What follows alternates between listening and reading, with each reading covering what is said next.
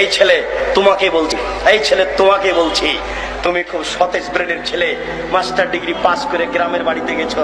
তোমাদের গ্রামে একটা হিন্দু সরস্বতী, ভগবতী, কালী, দুর্গা তৈরি করে ওখানে রেখেছে জিলাপি আর একটা কলা।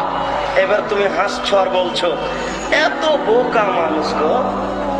আচ্ছা, এই সরস্বতী, কালী, দুর্গা কি কলা খেতে পারে? হিন্দুরা কত বোকা, কি ব্যাপার, এখানে কলা জিলাপি রেখেছে। এই ছেলে তোমাকে বলছি, তুমি সাবধান থেকো। তুমি যে এখন স্কুলে এসে বলছো, এই ছেলেরা, এই মেয়েরা, আগামীকাল তোমরা ফুল নিয়ে আসবা, পায়ের জুতা খুলে দিয়ে বরকতের কবরে ফুল চড়াতে হবে। তোমার মাস্টার ডিগ্রিকে কবর দিতে এসেছি, তুমি মনে রেখো। তুমি বলো সারা বাংলাদেশ কেন, সারা পৃথিবীর মানুষ যদি পায়ের জুতা খুলে দিয়ে এই বরকতের কবরে ফুল চড়ায়, তাহলে বরকতের এক লাশ হবে নাকি? যদি না হয় তুমি এই কাজ করলে কেন? তাহলে ওর সরস্বতী ভগবতীর কাছে কলা দেওয়া আর তোমার এই কবরে ফুল চড়ানো দুইটা সময়ের নয় কি? তুমি মুসলিম, তুমি মুসলিম, তুমি চিররণবীর, তুমি মরণকে করো না ভয়। তোমার ইতস্ত বোধ করা দরকার ছিল, তোমার লজ্জা বোধ করা দরকার ছিল, তোমার বিদ্যেকে মূল্যায়ন করা দরকার ছিল।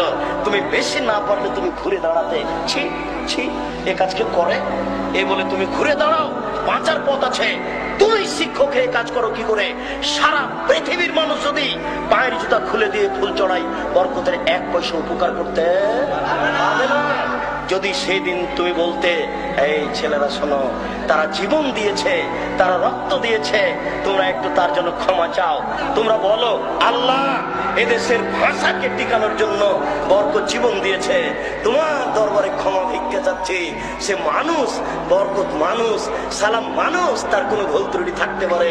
তোমাকে বলছি, দয়া করে তুমি তাকে ক্ষমা করো, দয়া করে তুমি তাকে ক্ষমা করো। এটা একটু বলতে পারেন না? কাপুরুষ ছেলে তুমি, তুমি সুন্দর ছেলে নও, অভিশপ্ত ছেলে তুমি।